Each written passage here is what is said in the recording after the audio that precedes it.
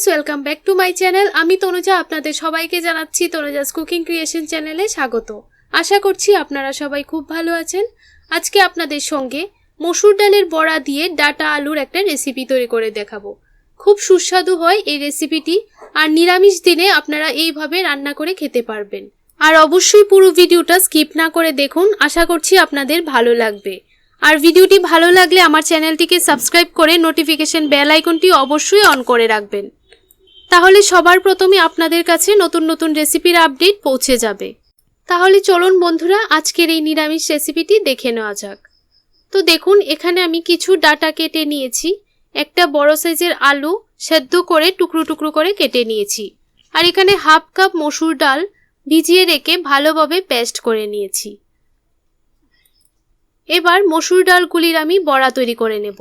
এখানে হাফ টি স্পুন দিয়ে দিলাম লঙ্কা কুচি, অল্প একটু দিয়ে দিলাম কালো জিরে, হাফ টি স্পুন দিয়ে দিচ্ছি হলুদ গুঁড়ো, তারপর স্বাদ অনুযায়ী দিয়ে দিচ্ছি নুন। এবার ভালোভাবে এই ব্যাটারটাকে আমি মেখে নেব। তো দেখুন ভালো করে মেখে নিয়েছি। এবার চুলায় একটা ফ্রাই প্যান বসিয়ে আগে থেকেই আমি তেল গরম করতে দিয়ে দিয়েছিলাম। তেলটা ভালোভাবে গরম করে নিতে হবে। এবার সবগুলি বড়া আমি ভেজে নেব। তো দেখুন সবগুলি বড়া আমি দিয়ে দিলাম। এবার 2 মিনিটের মতো চুলার আঁচটাকে মিডিয়ামে রেখে ভালোভাবে বড়াগুলি ভেজে নিতে হবে। তো দেখুন ভালো করে উল্টিয়ে পাল্টিয়ে বড়াগুলি ভেজে নিয়েছি। সেম তেলের মধ্যেই এবার সেদ্ধ করে রাখা আলুগুলি দিয়ে দিলাম। তারপর অল্প একটু নুন দিয়ে দিচ্ছি, অল্প একটু হলুদ গুঁড়ো দিয়ে দিচ্ছি। এবার ভালোভাবে আলুগুলিকে নাড়াচাড়া করে ভেজে নেব। একটু সময় আলুগুলি ভাজার পর তারপর দিয়ে দিচ্ছি ডাটাগুলি। এবার ডাটাগুলিকে কিছুক্ষণ সময় নাড়াচাড়া করে ভেজে নিতে হবে। একটু নাড়াচাড়া করে মিশিয়ে নিয়ে তারপর 2 মিনিটের জন্য চাপা ঢাকা দিয়ে দেব, তাতে ডাটাগুলি খুব ভালোভাবে সেদ্ধ হয়ে যাবে। তো দেখুন 2 মিনিটের জন্য ঢাকা দিয়ে দিলাম। তো 2 মিনিট হয়ে গেছে। 2 মিনিট পর ফিরে আসলাম। এবার ভালোভাবে ডাটাগুলিকে নাড়াচাড়া করে একটু সময় ভেজে নেব। তো দেখুন ডাটা এবং আলু নামিয়ে নিলাম। এবার সেম তেলের মধ্যেই একটা তেজপাতা মাঝখান থেকে ফেলে দিয়ে দিলাম, একটা শুকনো লঙ্কা দিয়ে দিলাম, আর অল্প একটু 5 ফোড়ন দিয়ে দিলাম। এবার ভালোভাবে নাড়াচাড়া করে ফোড়নটাকে ভেজে নেব।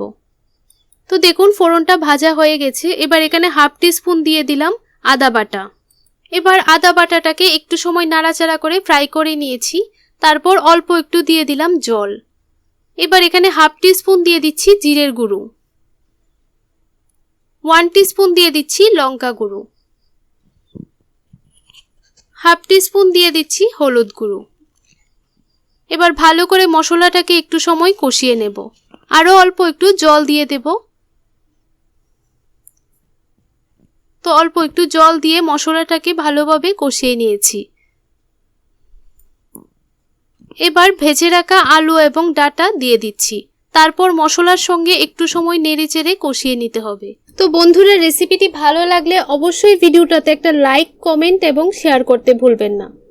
তো দেখুন ভালোভাবে মশলার সঙ্গে নাড়াচাড়া করে কষিয়ে নিচ্ছি।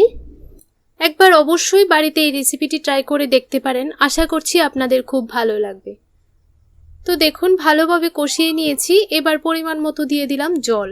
ঝোলটা অবশ্যই আপনাদের পরিমাণ বুঝে দিয়ে দেবেন। এবার কিছুক্ষণ সময় নাড়াচাড়া করে তারপর 3 মিনিটের জন্য চাপা ঢাকা দিয়ে দেব, তাতেই খুব ভালোভাবে ডাটাগুলি সেদ্ধ হয়ে যাবে। তো 3 মিনিট পর ফিরে আসছি। তো দেখুন 3 মিনিট পর ফিরে আসলাম। এবার ভেজে রাখা ডালের বড়াগুলি দিয়ে দিচ্ছি। তারপর 1 মিনিটের মতো নাড়াচাড়া করে তারপর সার্ভ করে নেব। তো রেসিপিটি প্রায় হয়ে গেছে। এবার কিছুক্ষণ সময় নাড়াচাড়া করে তারপর নামিয়ে নেব। তো দেখুন বন্ধুরা নামিয়ে নিলাম। তো আজকের জন্য এতটুকুই। আরেকটা নতুন রেসিপির সঙ্গে দেখা হবে।